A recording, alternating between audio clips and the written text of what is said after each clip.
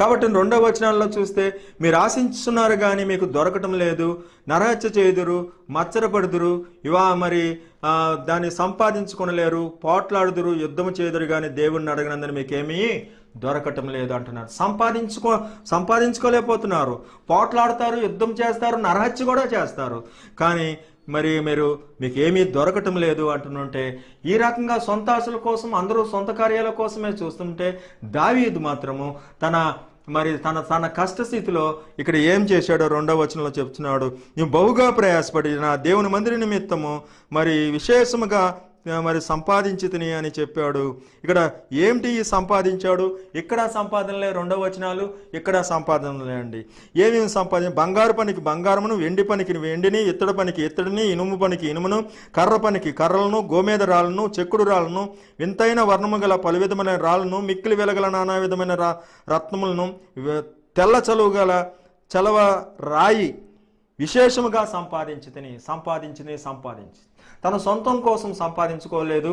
తన కన్నులకు నిద్ర అయినా, నా పరుండు మంచంకైనా నేను ఎక్కను అని దావీదు భక్తుడు చెప్పి దేవునికి ఒక నివాసస్థలం చూసే వరకు అని చెప్తున్నాడండి.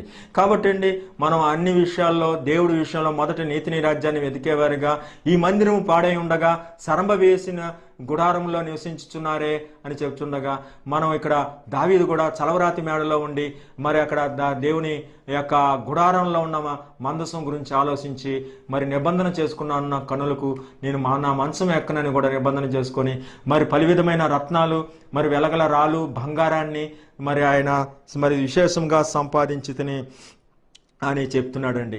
కాబట్టి అండి, ఇక్కడ మనం దేవుని కోసం నిలవరైన పట్టణం మనకి ఎక్కలేదు, ఉండబోదాని కోసమే ఎదురు చూస్తున్నాం. దేవుని కోసము దేవుని మహిమ నిమిత్తం మనం జీవించాలి. నన్ను గణపరిచే వారిని నేను గణపరుస్తానని చెప్తున్నాడు. కాబట్టి అండి, ఇక్కడ 2వ వచనంలో మనం చూస్తుంటే ఇక్కడ మనం ఏ రకంగా మనం గణపరుస్తున్నాం. 2వ వచనం, ఎదుటిన్న గ్రామానికి వెళ్ళుడి, అందులో మీరు ప్రవేశింపగానే కట్టబడిన గాడిది పిల్ల కనబడును, దాని మీద ఏ మనుషులను ఎప్పుడు కూర్చుండలేదు, దాన్ని ఇప్పి తోలుకొని రండి. దాన్ని సమకూర్చుట, 3 సమకూర్పులు ఉన్నాయి, 3 రొల్లులోను తోలుకొని రండి అనేది ఇక్కడ 3 రొల్లులోను సమకూర్చడము, ఇక్కడ గాడిద పిల్లను తోలుకొని రండి అనేది చెప్తున్నాడండి.